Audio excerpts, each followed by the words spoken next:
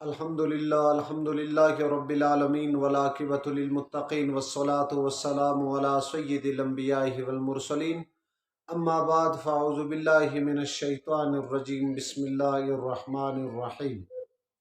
سامعین و سامعات، ناظرین و ناظرات، السلام علیکم ورحمۃ اللہ وبرکاتہ۔ ایک سوال یہ کیا گیا، کیا کوئی شخص نماز پڑھ رہا ہے تو آگے سے کوئی گزر رہا ہے تو اس کو راستہ دے کر، یعنی ایک سائیڈ پہ ہو کر اسے راستہ دے، کیا اس میں نماز فاسد ہوگا یا نہیں؟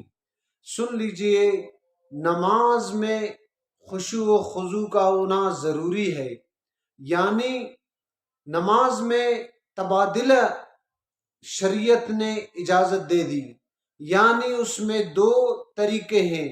ایک تو یہ کہ کوئی سامنے سے گزر رہا ہے، آپ کو نہیں دیکھ رہا ہے، تو تیز سے آپ سبحان اللہ کہہ دیجئے کہ ان کو پتہ چلے کہ یہ نمازی ہے، پھر آگے سے نہیں گزر جائے گا۔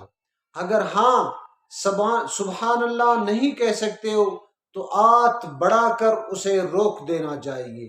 یہ نماز کے دو طریقے، یعنی جو آگے سے گزر رہا ہے یہ دو طریقے سے انہیں منع کر سکتے، یہ نہیں کہ ایک سائیڈ پہ ہو کر اسے راستہ دے نماز میں راستے دے کر پھر اسی سائیڈ پہ ہونا، اس طرح ضروری نہیں، اس لیے کہ شریعت نے متبادل یعنی ان کا طریقہ دے دیا ہے۔